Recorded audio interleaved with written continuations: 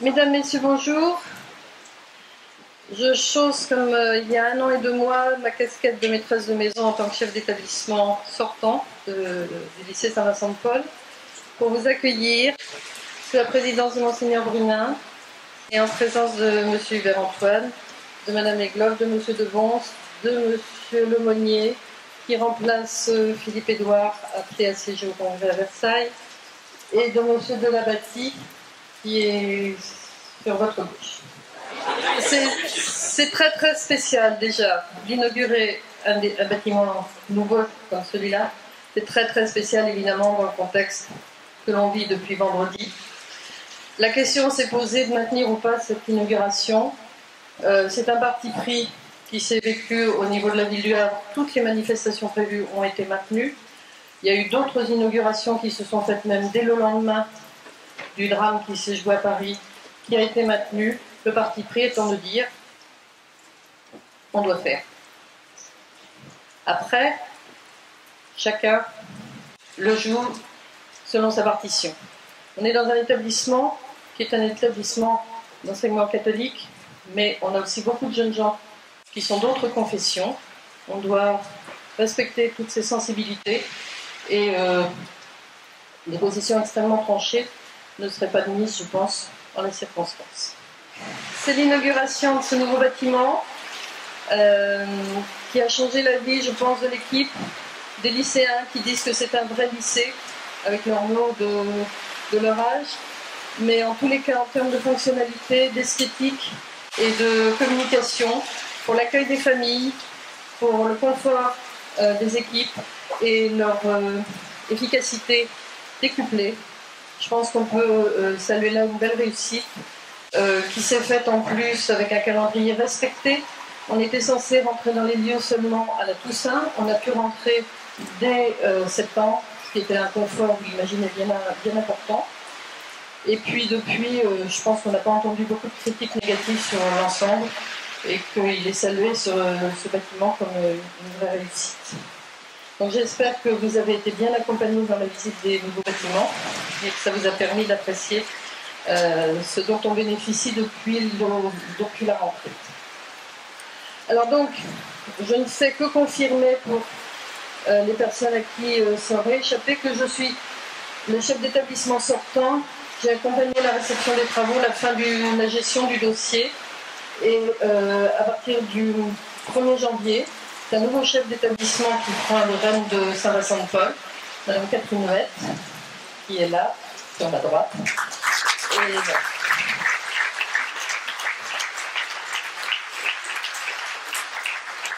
Avant de céder la parole aux personnes habilitées pour tenir des discours beaucoup plus structurés que le mien, je voudrais remercier Madame Delestre, chef d'orchestre, de cette inauguration au niveau de la gestion avec les élèves de CDA, c'est-à-dire commerce, vente et accueil, les élèves de BTS1 en photo, qui sont là aussi pour immortaliser ce temps fort. Et puis vous avez tout le long là des représentations des différentes filières du lycée. Et vous savez que indépendamment de la logistique et de la vente, qui sont des filières très ancrées dans l'établissement, on a un label lycée des métiers de l'image et qu'on fait valoir autant qu'on peut parce que ça nous démarque, c'est notre identité. Et à l'entrée, vous avez peut-être vu sur l'écran de la télévision un film qui a été réalisé avec un drone et qui fera l'objet d'un clip qui après sera sur le site de l'établissement. Donc ça, ce sont des outils avec un nouveau bâtiment qui fait totalement évoluer l'image de marque du lycée. Ce sont des outils qui, me semble-t-il, permettent de promettre à Saint-Vincent-de-Paul un très très bel avenir. Je vous remercie beaucoup et de votre présence et de votre gentillesse. Et c'est le président de GEC de Saint-Vincent-de-Paul qui va prendre la suite à la place. Monseigneur, Monsieur le directeur de l'enseignement catholique de cette du Havre, Monsieur le maire ou son représentant, Madame la visitatrice de la compagnie des filles de la Charité ou ses représentantes, Monsieur le délégué de tutelle, il est là. Mesdames et messieurs, chers amis, bonjour à toutes et à tous. C'est un grand plaisir et un honneur de m'exprimer cet après-midi devant vous à l'occasion de l'inauguration de ce magnifique lycée professionnel Saint-Vincent-de-Paul. Je le fais au nom de l'ensemble des membres du conseil d'administration de l'OGEC de ce lycée. Comme disait Béatrice, le 25 septembre 2014, nous étions réunis à l'occasion de la pose de la première pierre. 25 septembre. J'avais à l'époque insisté sur le rôle de la ILM au démarrage de l'aventure. Merci encore, messieurs Denis et Chauvet. J'avais remercié et souligné la collaboration de la mairie du Havre et de ses représentants. Et surtout, j'avais sollicité l'effort maintenu de chacun dans cette aventure. Point d'exclamation. Moins d'un an plus tard, la rentrée scolaire 2015 a été assurée. C'est avec fierté que nous pouvons mesurer les efforts accomplis et envisager l'avenir d'un œil bienveillant. Nous avons donc devant les yeux, à travers les gouttes, avec la magnifique réalisation qu'est ce lycée, un non moins magnifique outil au service de la plus noble mission qui soit, c'est-à-dire la transmission des savoirs. Cette inauguration, votre présence et ce discours sont pour moi l'occasion de remercier l'engagement de tous les acteurs de ce projet, avec une mention toute particulière à 2 personnes qui ont porté cette affaire, apporté sans compter leur volonté de réussir et surtout supporté tous les tracas de cette réalisation. Bravo et merci Béatrice.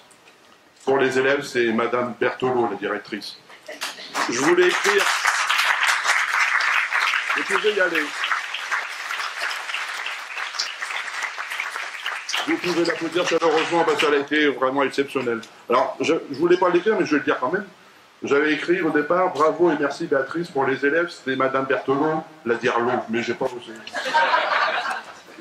Et la deuxième personne, toute notre gratitude et reconnaissance à Patrick Huette, qui nous a offert toute son expérience professionnelle, défendu nos intérêts sans compter son temps. Le budget a été respecté et toutes les occasions d'amélioration possibles ont été repérées et obtenues. Je crois que vous pouvez l'applaudir aussi.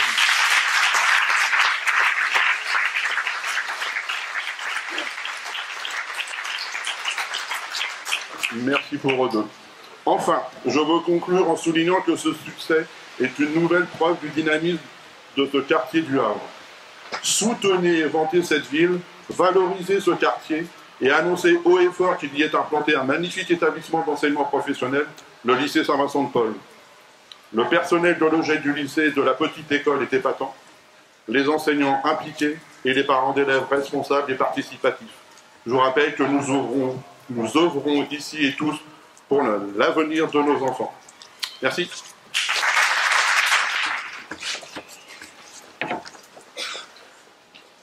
Monseigneur, Monsieur le Président d'Auvec, Mesdames les directrices entrantes et sortantes, Mesdames et Messieurs les élus, Mesdames, Messieurs, généralement, l'inauguration d'un nouvel établissement, de nouveaux locaux professionnels, de nouveaux locaux d'habitation, est à la fois une journée de joie et une satisfaction pour la ville qui, depuis quelques années, essaye de transformer ce quartier. Il s'avère qu'on, malgré tout, on ne peut pas faire complètement abstraction de ce qui s'est passé sur ces derniers jours. Et comme vous l'avez rappelé, Madame la directrice, la question s'est posée dès samedi matin de ce qu'on allait faire des manifestations, des inaugurations, des représentations que nous avions à faire dans les prochains jours. La décision a été rapidement prise par Édouard Philippe, sauf avis contraire des organisateurs, à qui on laisse naturellement une grande liberté, de maintenir la totalité de ces événements. Je crois que c'est notre façon de rester debout, notre façon d'accompagner, notre façon de résister. Je ne dirais pas que j'ai pas peur.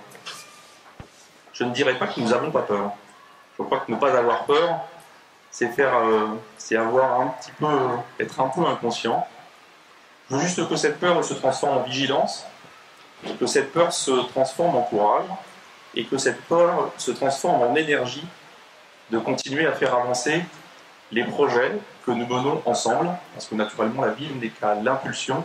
Vous voyez bien que sur ce type de projet, nous ne sommes que des accompagnants. Aujourd'hui, il va être dit beaucoup de choses sur ce lycée que vous avez eu la chance de visiter. Pour ma part, je suis arrivé un petit peu en retard, donc j'ai pas eu l'occasion, mais j'ai vu ces plans de très près. Et ce sont effectivement de très beaux bâtiments, très fonctionnels, qui vont transformer, qui transforment depuis le début de l'année la vie de ce lycée Saint-Vincent-de-Paul. Mais c'est d'abord le signe d'un dynamisme important de l'enseignement privé catholique, la volonté de rester présent, de répondre à la demande et de défendre, sans enlever l'existence d'autres filières, de défendre notamment la spécificité des métiers de l'image, qui sont une forte compétence, pour ne pas dire une spécificité de ce lycée. La ville a choisi de développer ce quartier, de l'embellir, de le transformer, sans lui faire perdre son identité. Son identité portuaire. Nous sommes à l'interface entre la ville et le port. Et surtout de ne pas transformer, de ne pas réserver cette partie de la ville à un seul usage. En l'occurrence, on aurait pu le réserver à de l'habitation, ou à de l'activité économique, ou à des activités d'enseignement, comme on le fait avec le campus maritime, dont on est tout près. Mais il s'avère que le choix qui a été fait pour les quartiers de l'Eure, au sens large, puisqu'il y a presque maintenant des sous-quartiers de l'Eure tellement il devient dense, d'en faire un quartier mixte à la fois dans ses occupations, de l'habitation, de l'activité, de l'enseignement, des loisirs, et puis mixte aussi dans sa composition, à la fois en termes de population et d'usage. Ce matin, nous étions juste à côté, avec Jean Moyal, qui est l'architecte de ces deux bâtiments, inaugurer la résidence senior qui est juste à côté. Un signe évident, comme ce lycée, de volonté d'ouverture, où ce n'est pas une résidence senior comme on les imaginait avant, mais une résidence ouverte, une résidence qu'on visite, une résidence ouverte aux familles. J'espère d'ailleurs ouverte aux lycéens, vu la proximité. Enfin, une résidence à vivre.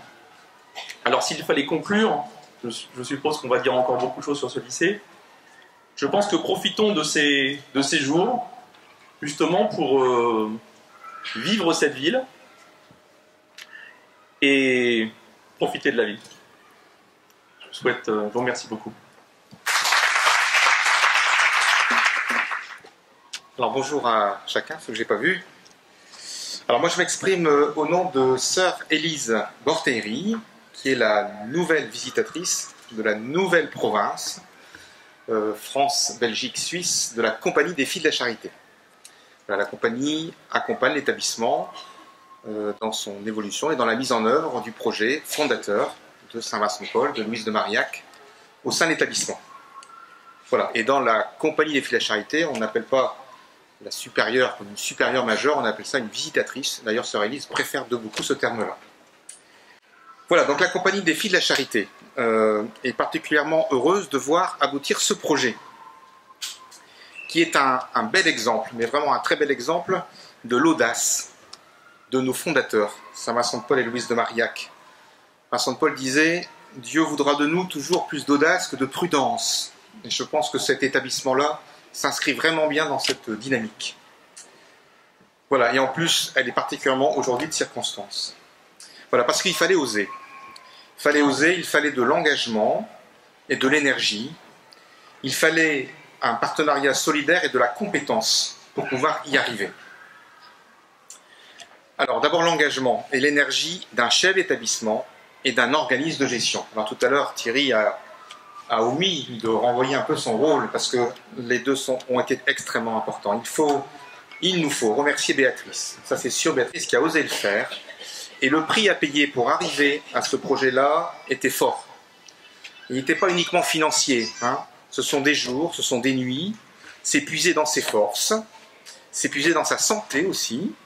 Voilà, en tout cas, le devoir, la mission sont accomplis. Et merci pour ça. Et puis il faut aussi remercier Thierry. Voilà, le président du conseil d'administration et le conseil d'administration derrière, parce qu'ils ont toujours été là, toujours soutenu, coûte que coûte, au propre comme au figuré, ce projet pour arriver à cette réalisation-là. Voilà, donc engagement et énergie. Et puis il faut un partenariat solidaire et puis de la compétence pour pouvoir y arriver. Alors le partenariat solidaire vient de l'association immobilière Louise de Marillac. Voilà, dont les représentants sont là, Yves Denis, Claude Chauvet, sœur Teresa.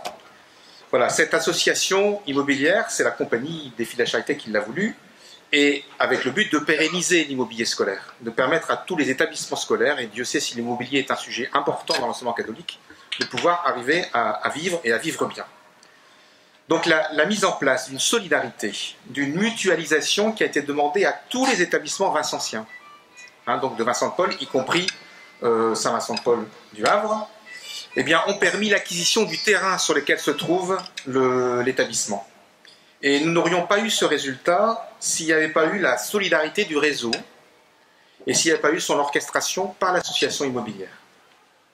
Et puis enfin, dans les compétences, comment ne pas mettre en valeur, alors Thierry l'a dit, mais moi je le ressouligne parce que c'est assez exceptionnel, de mettre en valeur l'excellence, et le mot n'est pas trop fort, de la maîtrise d'ouvrage et de l'assistance que Béatrice et que l'OGEC ont reçu de quelqu'un dont on ne voulait pas qu'on dise son nom, moi je n'avais pas dit, mais Patrick Huette a été cité, et je pense qu'on peut le reciter. Alors moi je commence à bourlinguer pas mal dans le réseau vincentien, et il n'y a pas aujourd'hui un seul établissement scolaire qui n'ait pas un projet immobilier. Mais il n'y a qu'un seul chantier que je connais pour l'instant, pour lesquels les plans prévus, les coûts annoncés, le délai imparti et la qualité du résultat ont été respectés. Et le seul, c'est ici. Voilà, ça va.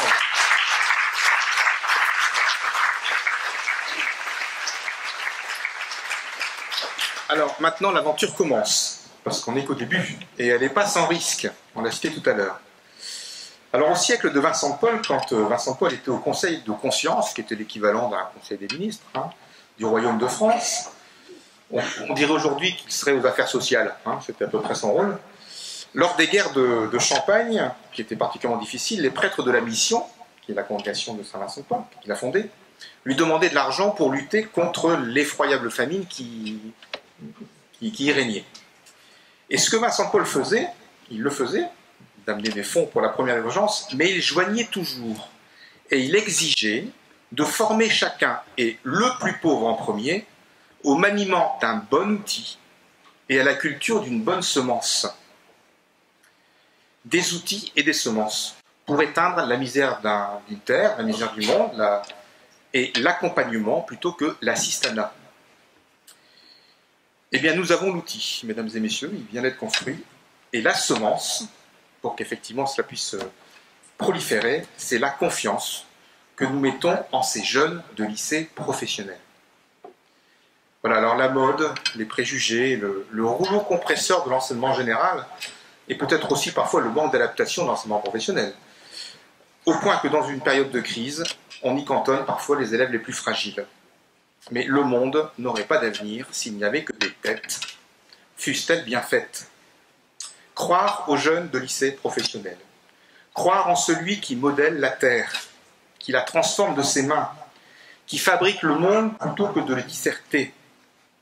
Croire aux jeunes de lycée professionnel qui, en plus de penser, doit savoir construire ce qu'il pense.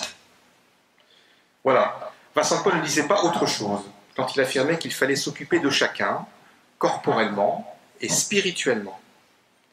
Eh bien, c'est cette espérance que les équipes de Saint-Vincent, que l'organisme de gestion, que Béatrice et demain Catherine, et que la tutelle allons et devons aujourd'hui cultiver. Merci.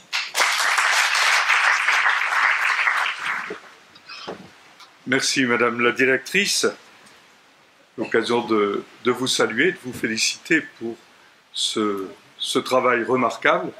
Je salue aussi Madame Huette. Alors je ne sais pas comment on dit, quand un évêque se voit nommer un autre évêque avec droit de succession, on parle de coadjuteur. Alors est-ce que je dois parler de directrice coadjuteureux, bien sûr, au féminin.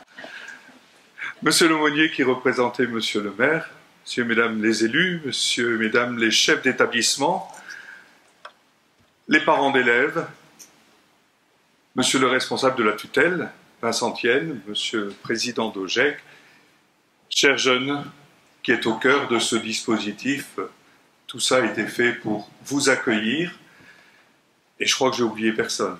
Si, le directeur diocésain. Et puis le père Philippe Hérondel, qui est à la fois le prêtre référent pour cet établissement et le curé de ce quartier de la paroisse Saint-Charles-du-Port.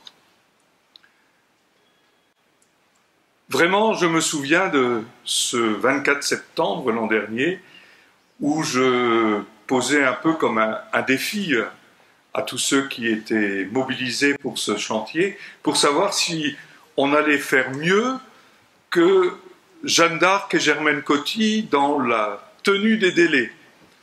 Eh bien, je ne sais pas si j'ai pas calculé exactement si c'était mieux. En tout cas, vous avez fait aussi bien. Et je trouve ça assez extraordinaire que les engagements, non seulement sont respectés, mais les délais sont toujours raccourcis. Ça dit, finalement, cette volonté et cet investissement dans ces nouveaux projets immobiliers qu'on veut voir naître, et on est impatient de les voir sortir de terre pour qu'ils puissent devenir fonctionnels. J'avoue que je suis un évêque comblé, pour deux raisons. D'abord, au niveau de l'enseignement catholique. Dans notre diocèse, il y a une dynamique très forte de l'enseignement catholique. Nous avons, l'année dernière, inauguré les nouveaux locaux de Jeanne d'Arc, Germaine Coty, lycée professionnel, et j'ai bien retenu ce que le responsable de la tutelle disait de l'importance de se poser sur ce terrain de la formation professionnelle. Vendredi, j'étais à Fécamp pour des nouveaux locaux de la Providence. On dit la Pro, on comprend mieux. La Pro à Fécamp. Et là, un travail remarquable avec la tutelle congréganiste de la Providence. Et aujourd'hui, cet établissement, Saint-Vincent-de-Paul, avec la tutelle vincentienne.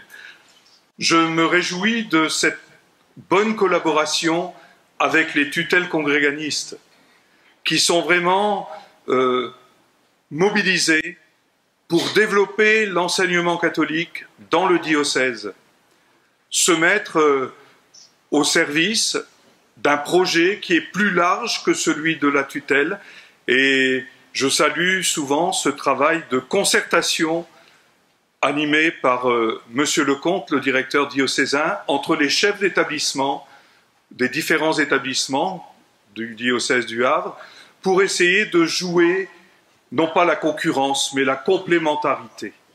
Et ça, je m'en réjouis. Deuxième raison pour me réjouir de cette réalisation qui nous rassemble cet après-midi, c'est que l'Église, avec ses moyens, avec des partenariats, notamment ici de la tutelle congréganiste vincentienne, essaye d'apporter sa pierre modeste à ce vaste travail de renouvellement du quartier conduit par la municipalité. Je pense, dans quelques jours, je poserai la première pierre du centre marial avec la restauration de l'église de la Victoire et de la Paix et la construction d'un centre pastoral autour de la représentation de la grotte de Lourdes. Et nous voulons en faire un centre d'abord pastoral pour avoir des locaux, pour permettre une vie pastorale, une vie paroissiale, mais aussi de faire de ce lieu un lieu d'accueil et d'écoute des personnes marquées par des précarités diverses, par des pauvretés diverses. Et je crois que c'est essentiel d'avoir, dans un quartier qui est en cours de renouvellement, d'avoir un espace où les plus petits, les plus pauvres puissent être accueillis. Et c'est à l'Église à poser ce signe, là aussi en partenariat avec d'autres associations humanitaires et caritatives. Alors, cette Église, que j'ai l'honneur de conduire comme évêque, se situe à la fois sur le terrain de sa mission éducative, à travers l'enseignement catholique, et se situe sur le terrain de sa mission caritative. Autrement dit, les catholiques ne sont pas enfermés dans le culte à l'intérieur des églises, même si c'est là qu'on se ressource. Mais c'est un christianisme qui s'inscrit dans les dynamiques sociales, sur le terrain de l'éducatif, sur le terrain du caritatif. Voilà ce qui fait profondément ma joie de présider à la vie de cette Église qui entreprend. Elle ne veut pas montrer ses muscles, elle ne veut pas la ramener, elle veut simplement être dans une attitude de service, service de la société, service des hommes. Et en particulier ici, dans cette réalisation, le service des jeunes, pour leur donner les possibilités de construire leur avenir, en les accueillant dans des locaux fonctionnels, nouveaux, leur permettant d'acquérir des savoirs, des savoir-faire, des savoir-être surtout. Et nous mesurons, parce que je ne veux pas taire évidemment le contexte dans lequel nous vivons cette inauguration, dans ces 3 jours de deuil national qui nous rassemblent, qui nous rappellent la nécessité d'une unité nationale, d'une cohésion sociale, d'une solidarité à réaffirmer, pas simplement le temps d'une émotion ou d'une indignation qu'on oubliera, mais que ça soit durable. Oui, il faut militer pour une solidarité durable dans notre société. Et je crois qu'il est essentiel que cette dimension éducative des jeunes soit prise en charge, pas simplement par l'enseignement catholique, mais aussi par l'éducation nationale dans son ensemble. Il y a des enjeux essentiels, parce qu'au cœur de ces événements qui nous bouleversent, il y a une question. Comment ça se fait que des jeunes aujourd'hui, qui ne sont pas des jeunes venus d'une autre planète, mais qui sont des jeunes qui sont nés, qui ont grandi parmi nous, dans nos villes, dans nos quartiers, se laissent entraîner dans des idéologies folles qui les conduisent à des attitudes fanatiques, aveugles, meurtrières, où ils ont perdu tout esprit critique. C'est là qu'on voit la nécessité, au-delà des solutions militaires, géopolitiques, qui nous dépassent, mais la nécessité de nous mobiliser pour faire vivre notre société peut-être sur d'autres bases, sur d'autres valeurs. En particulier, cette capacité d'avoir un esprit critique par rapport à ce que le monde promeut. Souvent, trop souvent, on laisse la place à des intérêts particuliers, à des trafics de tout genre, trafic d'armes, trafic de drogue, trafic humain. Je pense qu'il est temps qu'il y ait une sorte de sursaut national pour dire ça suffit. On ne peut pas continuer à vivre dans une société où chacun essaye de se replier sur ses intérêts, sur son quant à soi, où on génère sans cesse la suspicion des autres. Et il me semble que sur ce terrain, les responsabilités éducatives, que ce soit dans le cadre de l'enseignement, mais que ce soit aussi dans le cadre du travail social sur les quartiers, on puisse apprendre d'abord l'estime de soi, parce qu'on ne respecte pas les autres si on ne s'estime pas soi-même. Et je me réjouis que ce lycée permette à des jeunes, en pouvant acquérir des savoirs et des compétences professionnelles, on travaille à cultiver l'estime d'eux-mêmes. Alors, quand on a l'estime de soi, on peut développer l'estime des autres, le respect des autres, le désir de travailler ensemble, de construire ensemble des projets. C'est ça une société qui se donne comme repère la liberté. Il n'y a pas de liberté dans l'ignorance. L'égalité. Il n'y a pas d'égalité dans le respect des différences. Et la fraternité. Et il n'y a pas de fraternité sans solidarité, sans estime des autres. Bien, je crois que dans ces jours perturbants, qui peuvent susciter peut-être en nous la colère, mais que surtout nous ne laissions pas place en nous au désir de haine et de vengeance, que notre énergie ne se mette pas d'abord pour stigmatiser tel ou tel groupe dans notre société, mais que cette énergie se mobilise pour relever le défi d'une société où on goûte le plaisir et la joie de vivre ensemble, d'entreprendre ensemble, de construire ensemble un avenir. Eh bien, je crois que c'est la mission de l'enseignement catholique. Je me réjouis de cette réalisation. Je remercie tous ceux qui s'y investissent, enseignants, personnel administratif, parents, jeunes, parce qu'ils sont aussi acteurs de leur propre formation. Ils ne sont pas des objets de formation. Eh bien, bon courage dans ces nouveaux locaux et sachez relever le défi de l'avenir. Merci.